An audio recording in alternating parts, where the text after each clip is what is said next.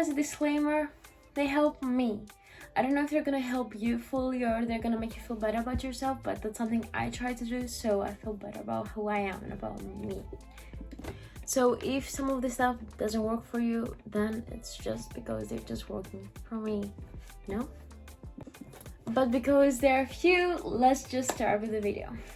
So first things first, there are so many people in this world dealing with anxiety, some more than others. I am one of the cases that I have a lot of anxiety, and that has come out of my early years of my life. I have been having anxiety problems for like a long while, so I had to learn how at least to try to handle it. I do a few things that do help me more. I'm not still fully healed, or my anxiety is not fully gone away. And I don't think it will ever will. I just need to learn how to manage it in the best way possible. But right now, that's what I have, and that's what I'm gonna show you. So to begin with, first thing for me is counting. I know it sounds weird and it sounds lame, but counting, listen how.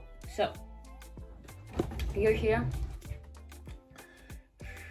Zen, until actually when you're stressed, of course you feel tension, you don't feel good, maybe you cry, maybe you can't breathe well. So breathe.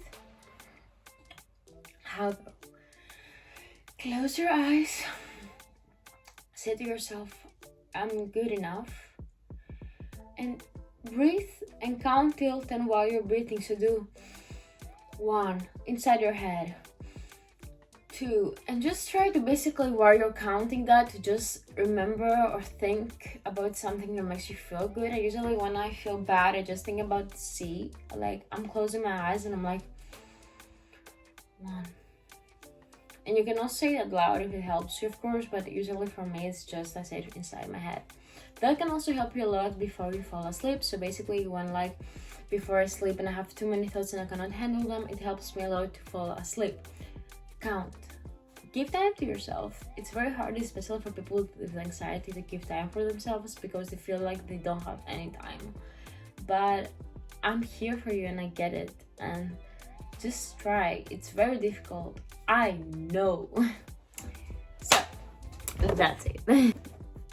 Number 2, and that's actually something that I learned through a lot of pain, and it's to learn how to reflect on who you are, you know? Like, start learning to reflect on what you're actually doing wrong, not only to the other people around you, but also to yourself. Reflect and say, right now I'm treating to myself right? Do I have any reason to be stressed? Do I have any reason to be in the situation?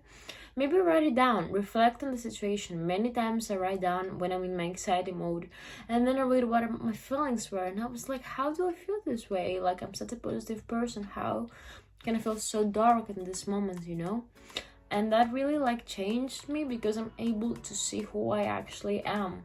There's not only the perfect side of you, you know, there's always the side that yes, we feel bad, or yes, we might feel down, you know. There are many different sides of each other, and yeah, you have to learn how to love every aspect of yourself, even though some of them might suck or make you feel bad about who you are. It's okay. The more you accept them and you love them, the less you're gonna feel them. And reflection just really, really, really helps me with that. 3rd, oh my god, and I cannot believe I'm gonna say that in a YouTube video, but by the way, I'm obsessed with this chair. It just goes back and forth and all the time, like back and forth, like I'm turning around. But 3rd one, it's to hug yourself. I know it sounds lame maybe, but hug yourself. Sometimes I feel like I have nobody to hug, but in reality I do. Not only myself, but other people as well. But when you're especially in that anxiety mode and in that anxiety attack, you always just feel like you are alone, you know what I mean? You just feel like there's no one around you. Well, it's you, you know? You are around you, like for real.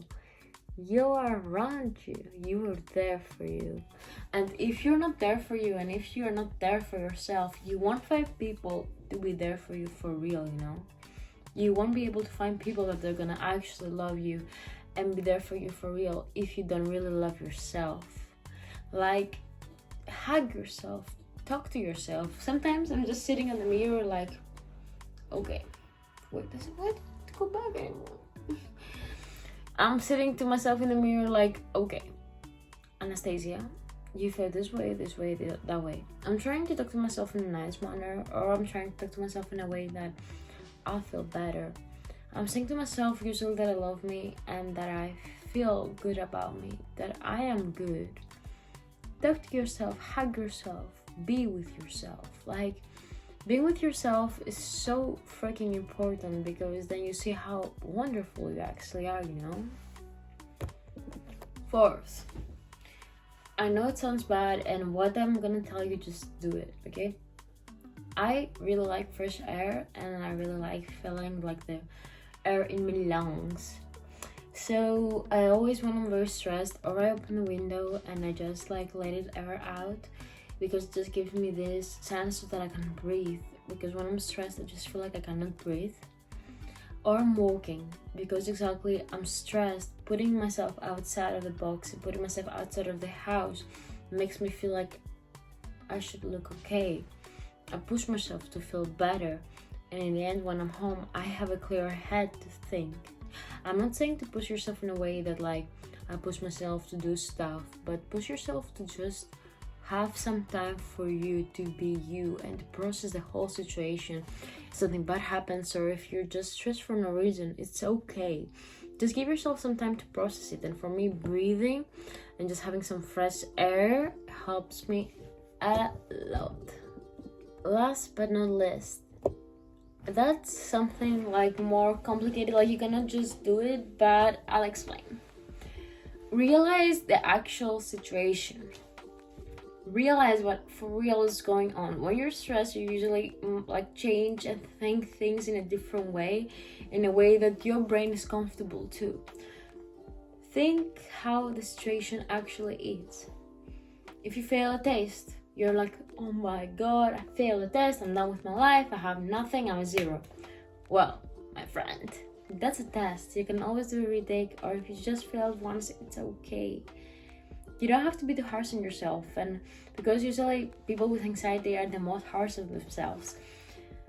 Just give yourself a breath.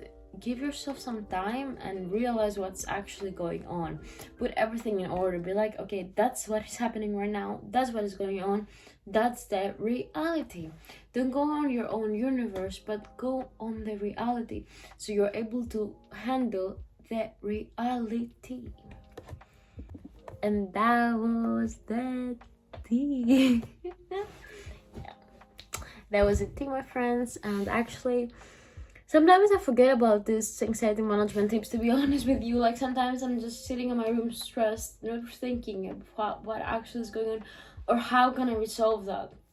And I feel like this video also gives me a reminder what I should do, because that stuff changes my mentality.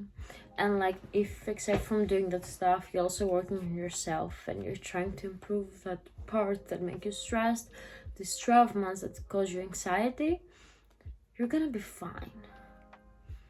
Except from that, thank you so much for watching. And I know it was a more in-depth video and a more deep, but I just feel like we should really talk more, because I want you to know more about who I am, because my anxiety is a big part of my background, and it has been caused from many things, and like, it's a big part of it, you know, but it's not who I am, and it's not who I'm becoming.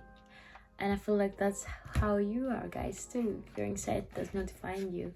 It's just a part of you. Thank you so much for watching. These are my social media. And that's all. Bye.